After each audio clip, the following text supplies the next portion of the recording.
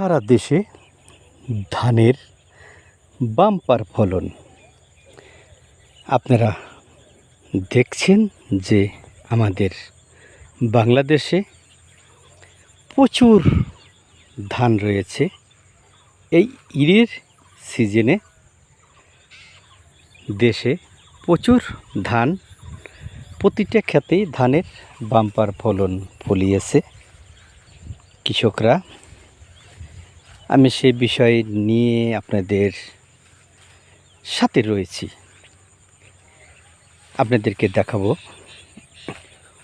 Online news বাংলার পক্ষ থেকে আপনারা সাথে থাকুন এবং দেখতে থাকুন যে আমাদের বাংলাদেশে প্রচুর পরিমাণ ধান রয়েছে, ধানের বাম্পার ফলন।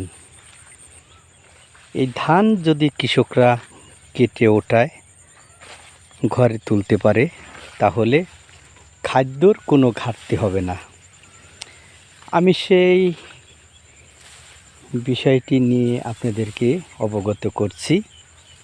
আপনারা আমার সাথে থাকুন, বিস্তারিত দেখুন। সেই ঈদের মৌসুমে আপনারা দেখতে থাকুন। মাঠকে মাঠ রয়েছে এই ধান। আমি শেখ মোহাম্মদ বিল্লাল হোসেন আপনাদের সাথে রয়েছি একটি ঈদের ধানের ব্লকে। আপনারা দেখতে পাচ্ছেন যে আমি যেখানে দাঁড়িয়ে রয়েছি, এখানে রয়েছে ঈদের ধানের যে বাম্পার ফলন। সেই ফলন নিয়ে আমি আপনাদের সাথে তুলে ধরব যে আমাদের দেশে, এই বাংলাদেশে যে বিভিন্ন জেলায়, বিভিন্ন অঞ্চলে ঈদের ধানের বাম্পার ফলন ফলিয়েছে কৃষকরা। আমি সেই বিষয় নিয়ে আপনাদের সাথে রয়েছি।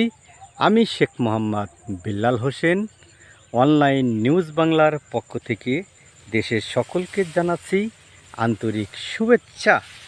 সাথে থাকুন, দেখতে থাকুন।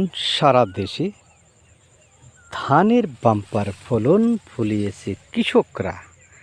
আমি বিস্তারিত আপনাদের সাথে দেখাবো। ঈদের মৌসুমে ধান 2025 সালের আবাদকৃত ধান বিভিন্ন জেলায়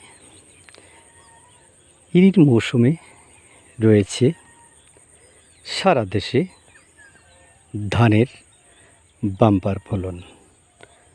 আর আমি আপনাদেরকে বিস্তারিত দেখাচ্ছি যে আসলে আমাদের দেশের কৃষকরা যে পরিশ্রম করিয়াছেন এবং আমাদের দেশের সরকারের সার্বিক সহযোগিতায় সারা দেশে ধানের বাম্পার ফলন ফলিয়েছে কৃষকরা।